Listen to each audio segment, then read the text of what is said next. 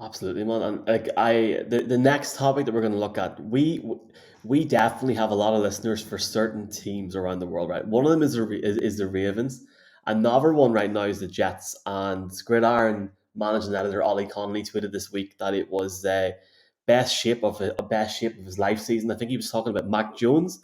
However, Zach Wilson, Jeff, has now bulked up to 221 pounds, and he quote says he feels like a better athlete with more weight on. Now, when I seen him in person last year and then interviewed him, he was so skinny, like he was so lean, and he's really bulked up. Now, taking that aside, in terms of his development and the way that they've operated in the drafts, what's your expectation for the Jets this year? Because they're in a I difficult think that division. I think the Jets are going to be much better. Now, the the issue, if you will, that the Jets are going to have is they're playing in a really tough division because you've got a Super Bowl contender certainly in Buffalo. You've got a playoff team in New England, and you've got an extremely talented, and when they played last year, played well, a very, very good Miami team in the same division.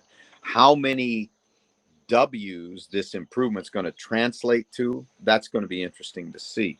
But I do believe that, you know, Joe Douglas and that group in New York are doing the right things. Robert Saleh has started to change the chemistry in that building, and that's a process. We talk about culture change. Culture change doesn't happen overnight.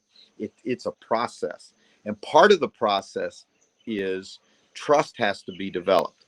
And really, the thing that if you're a Jets fan, you almost, and this sounds illogical maybe, but I truly believe this. You can look back at last year, and it can be a launching pad year for you because of the adversity that you faced. Because what happens with players, and you got to be in the locker room to know this.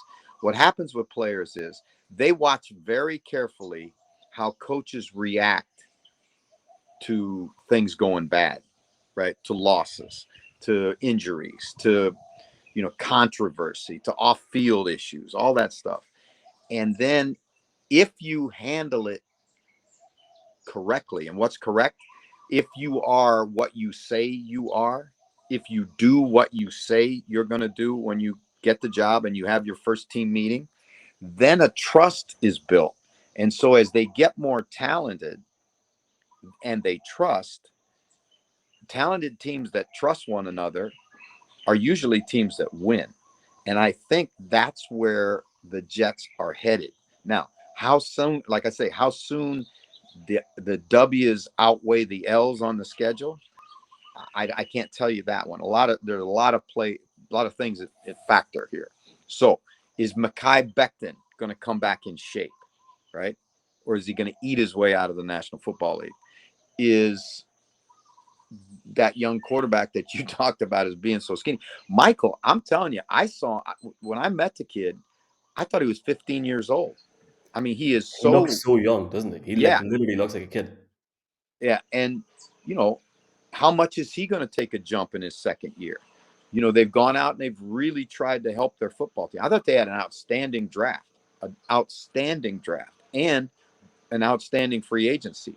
Now you got to get them all in the building, all playing on the same page, get them healthy, and then you got to get a couple breaks early and win some games maybe that you shouldn't.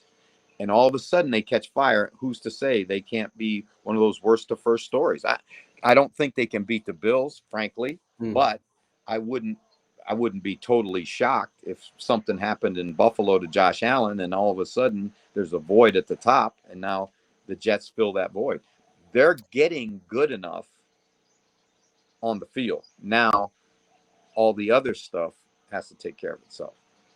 And it goes back, and you said it again, it goes back to what we said there about consistency with the Steelers, for example. Having that consistency with Robert Saleh, riding through that initial tough period and seeing that progression over time, it's intriguing because getting Garrett Wilson, getting Sauce Gardner in the first round of the draft, maybe Zach Wilson goes up a step. We've seen Chris Collinsworth on PFF this week stating he says he could see if there was any team in the league to do, Jeff, like a Bengals style upgrade or like that next projection. He thinks it could be the Jets. I don't know, man. I think it's too early for them. But like if you look at the Patriots and you look at that division, okay, if the Bills are at next level, it could be really intriguing to see who's going to be that number two, number three sort of team in that division come the end of December. Yeah, I think you got to be really careful when you make statements like Chris made about the Jets becoming the Cincinnati Bengals of 2022, because you got to remember, while the Bengals obviously, and I'm not taking anything away from the Bengals, but who would have predicted that the Steelers would be as anemic offensively as they were? Who would have predicted that the Ravens defense would get decimated, and I mean decimated with injuries to the point where they gave up more yards and touchdowns than they had in franchise history, right?